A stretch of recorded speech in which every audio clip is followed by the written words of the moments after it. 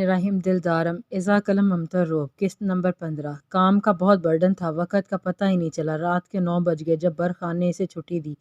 हारून बाहर गाड़ी लिए इंतज़ार में था। चलो हारून बिल्डिंग से निकलती मिराम ने हारून के करीब पहुंचकर कहा। इसी वक्त बर खान भी अपनी गाड़ी की तरफ बढ़ा।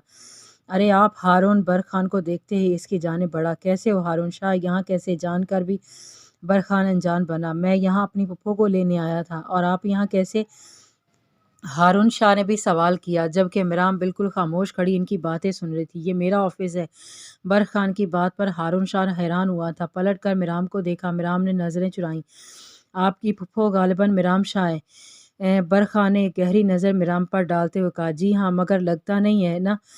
हारून शाह मुस्कुराया। जवाब में बर खान के होंठ भी मुस्कुराहट में ढले थे। ओके, अभी देर हो रही है, हम चलते हैं। हारून शाह ने हाथ मिलाया और मिराम को लिए वहाँ से निकला, जबकि बर खान ने काफ़ी देर तक इस रास्ते पर निगाहें जमाए रखी जहाँ से मिराम गई थी। आपने पहले क्यों नहीं बताया कि बर खान के ऑफिस में जॉब लगी आपकी? हारून शाह ने नॉर्मल से अंदाज में पूछा। हद करते हो हारून, मुझे क्या पता था बर खान कौन है? और हाँ, अब जब पता है तो कुछ कर भी नहीं सकती थी। 2 साल तक ये जॉब नहीं छोड़ सकती। अब तुम भी खामोश ही रहो। जैसे चल रहा है चलने दो। पहले पता होता तो नहीं करती ना ये जॉब। मिराम ने भनकर जवाब दिया। अरे आप तो गुस्सा ही हो गई, मैं तो ऐसे ही कह रहा था। हारून शाह ने सीज फायर किया। अच्छा छोड़ो ये सब, ये बताओ कोई खाने में क्या बना है? आज बहुत भूख लग रही है। मिराम ने मस्कीनी सी शक्ल बनाकर पूछा। क्या करेंगी, पूछ कर रहने दें।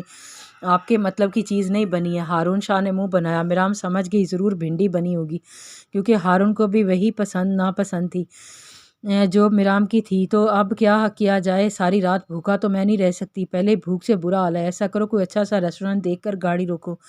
आज की पार्टी मेरी तरफ से। जबकि हारून शाह मुस्कुराया। एक बिजनेसमैन को अपनी पार्टी देंगी? इस बिजनेसमैन की तो तौहीन हो जानी है। हारून शाह ने मिराम को चढ़ाया था। ठहरो जाओ बिजनेसमैन, घर की मुर्गी दाल बराबर।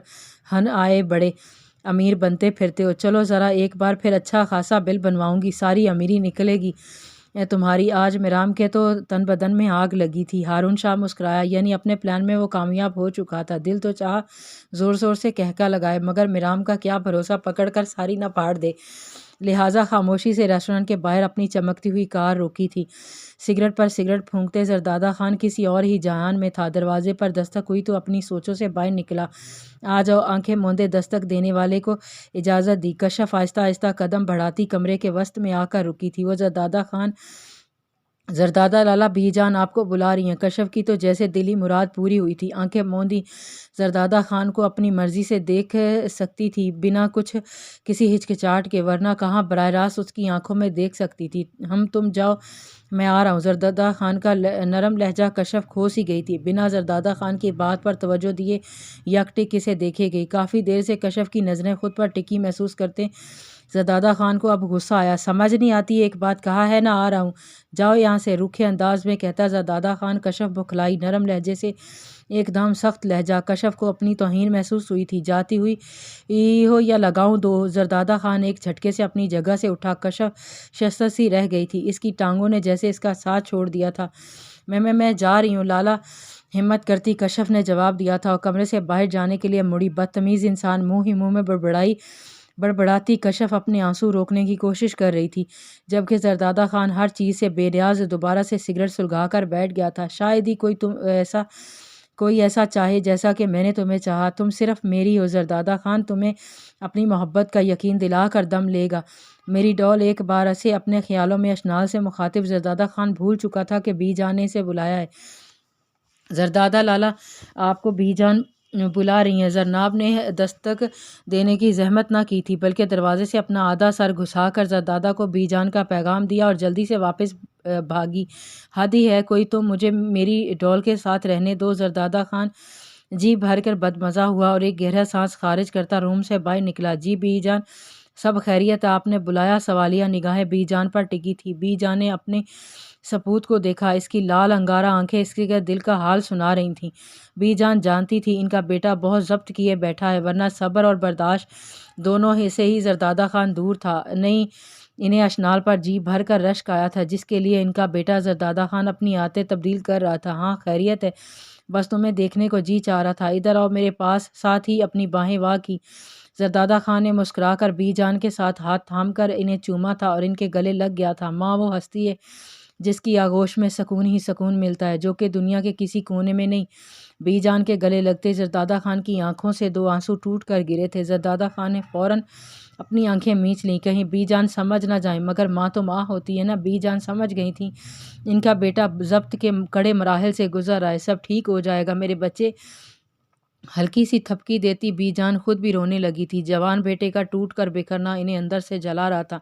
ان کا بس نہیں چل رہا تھا کہ اپنے بیٹے کی خوشی اسے لا کر دیتی، مگر قسمت کے آگے کچھ نہیں کر سکتی تھی۔ کیسی دکھتی ہے میری بہو؟ بی جان نے جان بوجھ کر اشنال کا ذکر چھیڑا تھا۔ زردادہ خان اپنی فیلنگز ان کو بتانے اندر ہی اندر گھل کر پہلے ہی کمزور ہو رہا تھا۔ جان سے بی جان نے جیسے زردادہ خان کا من پسند ٹاپک چھیڑا تھا، جلدی سے سیدھا ہو کر بی جان کے ہاتھ اپنے ہاتھوں میں لیے زردادہ خان اشنال کی تعریفوں میں مگن تھا۔ اپنے کمرے میں جاتے برخان نے یہ منظر بڑی دلچسپی سے دیکھا۔ اسے زردادہ خان پہلے جیسا بالکل نہ لگا تھا۔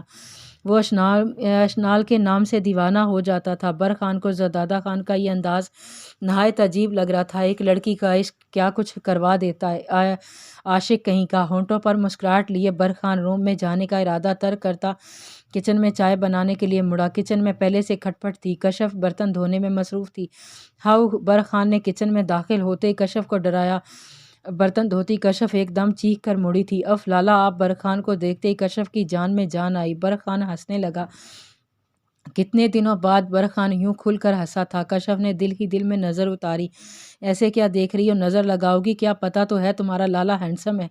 برخان نے کشف کی پونی ٹائٹ کرتے ہوئے شرارت سے کہا۔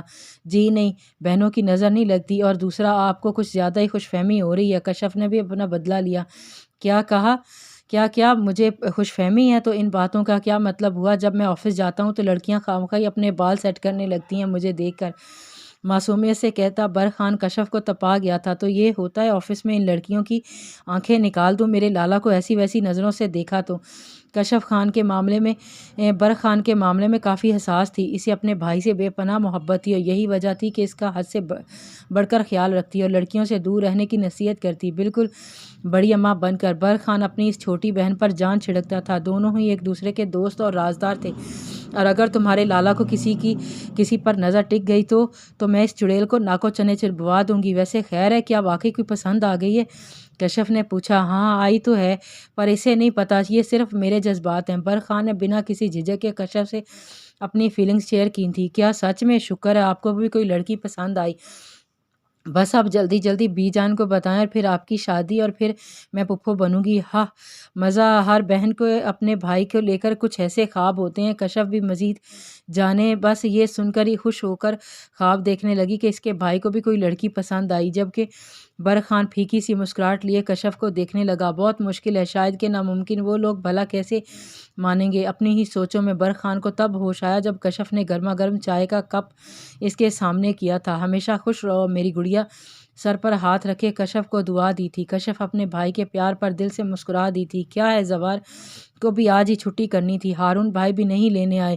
اشرف کافی دیر سے ہارون شاہ کا انتظار کری تھی۔ حماد شاہ آج اشنال کے پاس تھے۔ اشنال نے حماد شاہ کو اپنے پاس رہنے کا کہا تھا۔ زوار کا کرکٹ میچ تھا تو چھٹی کر کے بیٹھ گیا تھا، ورنہ تینوں ایک ساتھ آ جاتے تھے، مگر آج اشرف کو چھوڑنے اور پک کرنے کی ڈیوٹی ہارون شاہ کو دی گئی تھی۔ کل تینوں نے مل کر حماد شاہ کو منا لیا تھا۔ بہت انتظار کے بعد آخر اشرف پیدل ہی چلنے لگی۔ موبائل بھی گھر پر رہ گیا، کیا تھا اٹھا لیتی۔ اگر اشرف کو افسوس ہو رہا تھا، کم از کم ہارون بھائی کو کال ہی کر دیتی، ہو سکتا ہے بھائی کو کوئی کام پڑ گیا ہو، ورنہ وہ لیٹ نہیں کرتے ہیں۔ پیدل چلتی چلتی اپنی ساتھ ساتھ اپنی سوچوں کے گھوڑے دوڑا رہی تھی کہ اپنے پیچھے کسی کی آہٹ محسوس کر کے پیچھے مڑ کر دیکھا تو کوئی نہیں تھا۔ آدھے سے زیادہ راستہ وہ طے کر چکی تھی، 2 گلی چھوڑ کر ہی تو گھر آنا تھا۔ ہائے ڈارلنگ، کیسی ہو؟ آ جاؤ میں چھوڑ دوں۔ ایک لمبا سا لڑکا اس کا راستہ روکے کھڑا تھا۔ اشرف نے ایک نظر دیکھ کر اگنور کیا اور سائڈ سے ہو کر چلنے لگی۔ او ڈارلنگ کم ان، اتنے نخرے نہ دکھاؤ بیبی۔ خباثت صاف چہرے پر عیاں تھی۔ اشرف کا بس نہ چل رہا تھا ایک قدم میں ہی سارا راستہ ختم کر کے گھر پہنچ جائے۔ گھبراہٹ پر قابو پانے کی پوری کوشش کرتی مزید تیز قدم بڑھانے لگی۔ اشرف کی رفتار دیکھ کر لڑکا کہکا لگا کر آگے بڑھا۔ آگے ابھی اشرف کا ہاتھ تھاما ہی تھا کہ کوئی اس پر جھپٹ پڑا تھا۔ کمینے انسان ادھر آ، تجھے میں بتاؤں۔ اشرف زریش شاہ کی آواز پہچان چکی تھی۔ بنا پیچھے مڑے تیز سے چلتی گھر میں گھسی، جبکہ زریش شاہ کے ہاتھوں سے پٹنے کا بعد وہ لڑکا وہیں ڈھیر ہو گیا تھا۔ لڑکے کے ساتھی جو وہیں کوئی گاڑی کے پیچھے چھپا ہوا تھا، کوئی درخت کے اپنے ساتھی دوست کو پکڑے جانے اور مار پڑنے پر خود بھی ڈر کر بھاگ چکے تھے، جبکہ زریش شاہ کا غصہ کم ہونے کا نام ہی نہ لے رہا تھا۔ اگر ہارون شاہ نہ دیکھتا تو اس لڑکے کی جان چلی جاتی۔ اشرف جیسے ہی گھر میں داخل ہوئی، سیدھا اپنے کمرے کی طرف بڑھی تھی۔ اشنال کو سوتا پا کر شکر ادا کیا تھا۔ جلدی سے واش روم میں گھس کر لمبے لمبے سانس لینے لگی۔ اف، یہ کیا ہو گیا؟ اب تو وہ لڑکا گیا، ہائے بھن کر رکھ دیا ہوگا ظالم نے۔ ویسے اچھا ہی ہوا، ان جیسوں کو ایسے ہی سبق ملنا چاہیے۔ پر میرا تو کوئی قصور نہیں تھا، میں کیوں گھبرا رہی ہوں؟ خود کو نارمل کرنے کی کوشش میں اشرف مزید گھبرا رہی تھی۔ انجانے اب کیا ہوگا؟ امی کدھر ہیں آپ؟ کسی آندھی طوفان کی طرح زریش شاہ گھر میں داخل ہوتے صبا بیگم کو آوازیں لگانے لگا۔ کیا ہوا؟ کیوں چلا رہے ہو؟ سب خیر ہے؟ صبا بیگم نے گھبرا کر سوال کیا۔ ہائے، یہ کیا ہے؟ خون کہاں سے آیا؟ بیٹے کی شرٹ خون میں رنگی دیکھ کر صبا بیگم دل پر ہاتھ رکھتے صوفے پر بیٹھی۔ او میرے خدایا، کچھ نہیں ہے امی۔ اشرف کدھر ہے؟ آپ اسے میرے کمرے میں بھیجیں جلدی، مجھے کوئی سوال نہیں سننا۔ صبا بیگم کا منہ کھلتے دیکھ کر ساتھ ہی ٹوک دیا تھا۔ اچھا بھیجتی ہوں میں۔ صبا بیگم جلدی سے اٹھی اور اشرف کو بلانے بھاگی تھی۔ کیا ہوا اشرف؟ سب خیر تو ہے نا؟ تو نے پھر تو کچھ نہیں کر دیا؟ اس کی شرٹ پر خون بھی لگا ہوا ہے۔ نہیں بڑی امی، میں نے کچھ نہیں کیا ہے۔ اشرف گھبراہٹ پر قابو پاتے ہوئے بولی۔ تو پھر وہ تجھے اس غصے میں کیوں بلا رہا ہے؟ صبا بیگم کا ماتھا ٹھنکا تھا۔ سچ کہہ رہی ہوں بڑی امی، میں جاؤں گی تو پتہ چلے گا نا آخر ہوا کیا ہے۔ بیٹھ جاؤں؟ آنکھیں نیچی کر کے اشرف نے جواب دیا۔ صبا بیگم خاموش تو ہو گئیں، پر سارا دھیان زریش شاہ کے کمرے کی طرف جاتی اشرف پر تھا۔ لگتا ہے کوئی کارنامہ ہو گیا ہے، اس سے نفی میں سر ہلاتی صبا بیگم سر جھٹک کر کچن کی جانب متوجہ ہوئیں، دل پر ہاتھ رکھے خود کو نارمل اور پر اعتماد ظاہر کرتی ایک بار پھر سے زریش شاہ کے روم کے باہر کھڑی دروازے کو گھورے گئیں۔